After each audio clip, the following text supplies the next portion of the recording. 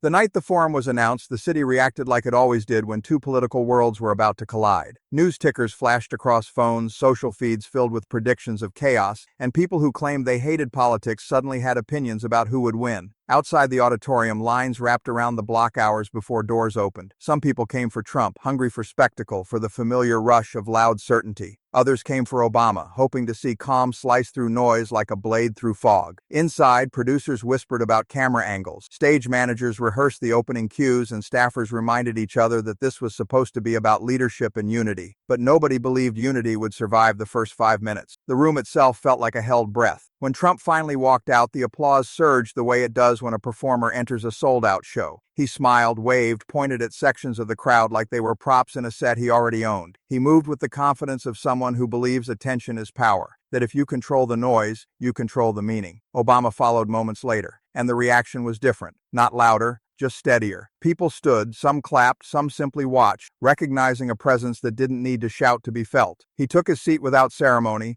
adjusted his mic once, and folded his hands, looking like someone prepared to listen, even if listening wasn't rewarded in this room. The moderator welcomed viewers at home, framed the night as a chance to hear two visions of leadership, and asked the first question about unity in a divided country. Trump leaned forward before the question was finished, voice already climbing, pivoting from unity to grievance, from policy to performance. He joked about elites, mocked experts, and pointed into the crowd as if applause itself were proof of his arguments. The audience responded in waves, laughter here, cheers there. The sound of people enjoying the show, even when they weren't sure what the point was anymore. Obama listened without reacting, eyes steady, the way someone listens when they refuse to be steered by provocation. He didn't interrupt. He didn't reach for the spotlight. He let Trump spend it. The moderator tried to bring the conversation back to education, to healthcare, to what unity might actually require in practice. But Trump kept bending the questions into mirrors, reflecting his own image back to the room. Each time he spoke, the noise rose. Each time Obama waited, the contrast deepened, even if most people didn't consciously notice it yet.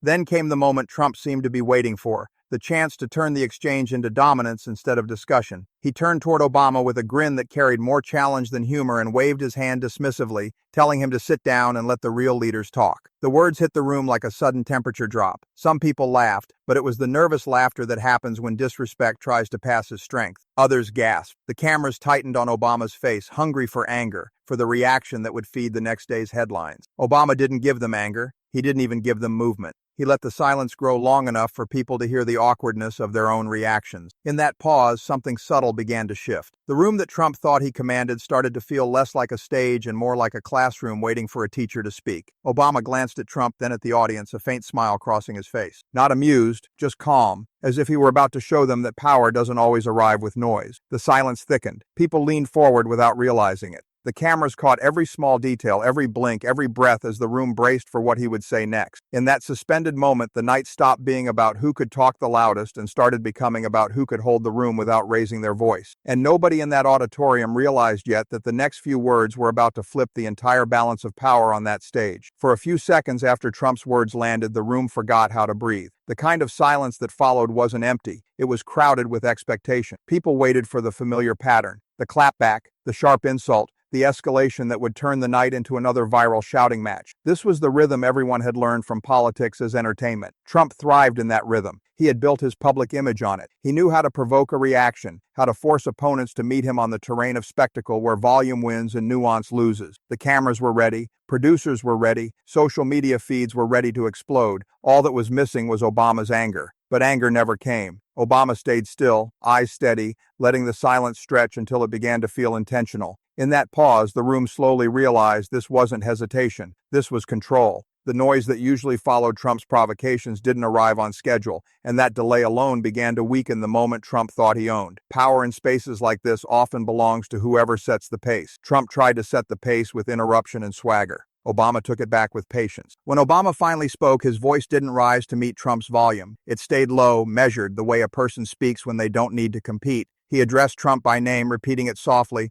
not to belittle him, but to anchor the room in the fact that this was a conversation between two adults, not a performance for applause. He pointed out calmly that he was already sitting, that posture wasn't the issue, and that the real question was whether answers could be given without turning everything into theater. The line landed not because it was flashy, but but because it reframed the entire exchange in one move. The crowd's reaction wasn't explosive, it was a ripple of recognition. The sound people make when they realize they've been watching a trick and someone just explained the trick out loud. Trump shifted in his chair, the grin tightening on his face the way it does when someone senses control slipping but isn't sure how to grab it back without making things worse. The room's energy changed in small, almost invisible ways. People who had been leaning back, enjoying the spectacle, leaned forward, now listening. The moderator stopped trying to wrestle the conversation back on track because suddenly the conversation felt like it had found its track on its own. Obama continued, not with insults but with principles. He talked about leadership as restraint, about how authority doesn't come from telling others to be smaller, but from being secure enough to let different voices exist in the same space. He spoke about discipline as a form of strength, about how the urge to dominate is often the sign of insecurity, not power. These weren't new ideas, but in the context of the moment, they felt like a spotlight turning on. The contrast between the two men grew sharper with every sentence. Not because Obama attacked Trump directly, but because he described a version of leadership that made Trump's performance look smaller by comparison. Trump tried to interrupt to reclaim the rhythm, but each attempt felt more rushed than the last. The audience noticed the way people notice when someone starts talking faster because they feel the room slipping away. He gestured toward the crowd again, hunting for the old feedback loop of cheers that had carried him through so many confrontations before. Some people still cheered, but the sound was thinner now, less unified, like applause that arrives out of habit rather than conviction. Obama didn't rush to finish his point. He let the room settle into a quieter frequency, one where people could hear the difference between noise and substance. He shifted the focus outward toward the viewers at home, toward the idea that what they were witnessing wasn't just a clash of personalities, but a choice between two ways of behaving in public life. He named the tactic without naming the man. When you can't win the point, you try to win the posture. You point, you sneer. You turn disagreement into a punchline so nobody notices the question was never answered. By the time Obama paused again, the power dynamic on stage had already changed. Trump still had the mic, he still had the spotlight, but the room no longer belonged to him in the same way. The audience wasn't waiting for his next punchline. They were waiting to see whether he could meet the standard that had just been set. In that quiet tension, something rare in modern political theater happened. The spectacle lost its grip, if only for a moment. The crowd wasn't choosing a side, they were choosing a tone. And the tone had shifted toward calm, toward expectation, toward the idea that maybe leadership didn't have to be loud to be strong. The silence that followed Obama's words wasn't empty anymore. It was full of judgment, full of listening, full of the uncomfortable realization that the show everyone came to watch was turning into something closer to a mirror. Trump felt it before he could name it. The temperature of the room had changed and not in his favor. The cheers that once arrived on cue now came late, uneven, like an echo from a crowd that wasn't sure whether it wanted to play along anymore. He leaned forward, tried to laugh it off, made a joke about ratings and how people loved a little drama because drama had always been his safest bridge back to control. But the joke floated awkwardly in the air, landing without the impact he expected. The room didn't reject him outright. It did something worse. It listened. Listening is dangerous for performers who depend on noise. Silence doesn't fight you. It measures you. Trump filled the quiet with speed, stacking sentences on top of each other, pivoting from leadership to popularity to how packed his rallies were, hoping momentum itself would become the argument. But momentum without direction only makes the lack of direction more visible. The moderator glanced at Obama, then back at Trump, unsure whether to step in or let the contrast speak for itself. The camera stayed wide enough to capture both men at once, and in that frame the difference was stark. One man rushed the moment, the other let the moment come to him. Obama didn't interrupt, he didn't smirk, he didn't take the bait. He waited until Trump's words thinned out until the rhythm of self-praise ran out of breath. Then he asked one simple question, delivered softly enough that people had to lean in to hear it. What do you want Americans to learn from how you just handled that exchange? The question didn't accuse. It invited reflection. That made it harder to dodge without looking like you were dodging. Trump tried anyway. He talked about strength, about not letting people walk over you,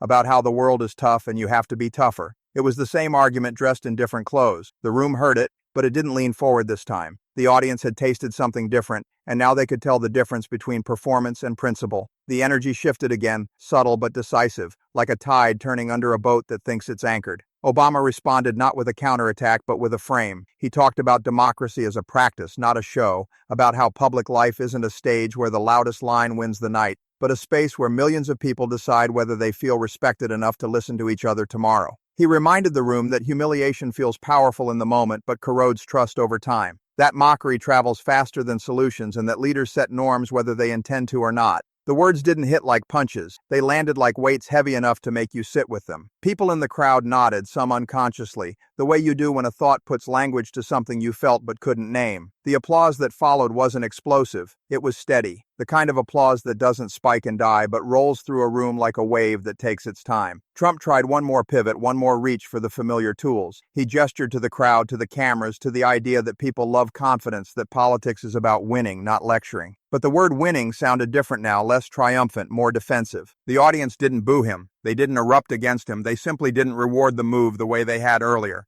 In performance culture, that's the real loss. Not being opposed, being outgrown by the room you thought you owned. Trump leaned back, jaw tight, blinking hard as if recalibrating in real time. The room no longer felt like his set. It felt like a shared space again, and shared spaces don't respond well to being commanded. You could feel the moment stretching beyond the stage. Viewers at home weren't just watching two men, they were watching two styles of power collide. One that treats attention as authority, one that treats restraint as authority. The contrast made the whole exchange feel less like a debate and more like a case study. Not about policy points, but about posture, about what kind of behavior gets rewarded when everyone is watching. The crowd sensed it too. They weren't cheering for a personality anymore. They were responding to a standard. The show had become a mirror, and the mirror wasn't flattering to the old tricks. By the time Obama paused again, the room had already decided which tone it wanted more of. All that was left was the line that would seal it, the kind of line that doesn't shout, but echoes anyway. By now, the room had stopped feeling like an arena and started feeling like a classroom after the teacher asks a question no one expected to answer. The kind of quiet that isn't empty, but heavy with attention. Trump shifted in his chair. The confidence that usually wrapped around him like armor now creaking at the edges. He glanced at the moderator, then back to the crowd, then at Obama, as if looking for the old rhythm to return. It didn't. The audience wasn't hostile. That was the strange part. They were alert, curious, waiting to see what kind of leader would show up next in the space that had just opened. Trump tried to step into it with another quick joke, another reference to how people love him, another reminder that being tough means never letting anyone get the last word. But the room had moved past the idea that the last word mattered more than the right one. The applause that followed was polite, almost courteous, and in that politeness was the signal that the old tricks had reached their limit. Obama didn't rush to fill the space Trump left behind. He looked out at the audience, then briefly toward the cameras as if acknowledging the millions of people who weren't in the room, but were part of the moment now. He spoke about how leadership isn't proven in how loudly you can dominate a conversation, but in how safely other people can speak around you. He talked about how power that relies on humiliation has to keep humiliating to survive because it never builds anything that can stand on its own. He reminded the crowd that democracy is fragile not because people disagree, but because people forget how to disagree without turning each other into enemies. His voice stayed even. No spikes, no crescendos. The steadiness itself became the point. The cameras caught faces in the audience softening, the tension in shoulders dropping, the relief that comes when someone finally names the exhaustion of constant spectacle. Then Obama turned back to Trump,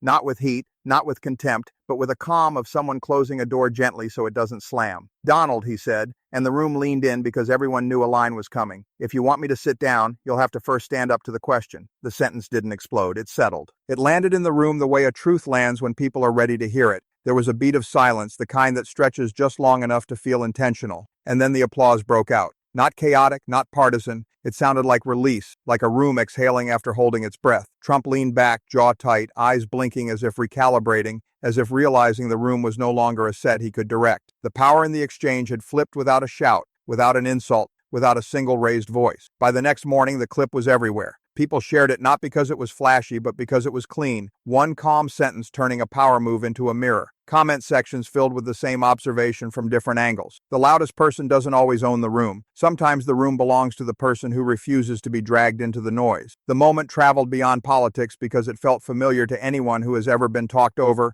dismissed, or told to be smaller so someone else could feel bigger. Teachers saw it, managers saw it, parents saw it. People recognized the pattern of dominance and the relief of seeing it diffused without cruelty. What stayed with viewers wasn't the jab, it was the posture behind it, the idea that you don't have to match volume to match power, that you can slow a moment down instead of letting it run you over. That restraint, when chosen deliberately, isn't weakness, it's control. In a culture addicted to eruptions, the calm sentence can stun the loudest voice. The exchange became a quiet lesson in how power actually shifts, not by overpowering the other person, but by changing the rules of the room so that performance no longer wins and principle finally gets a chance to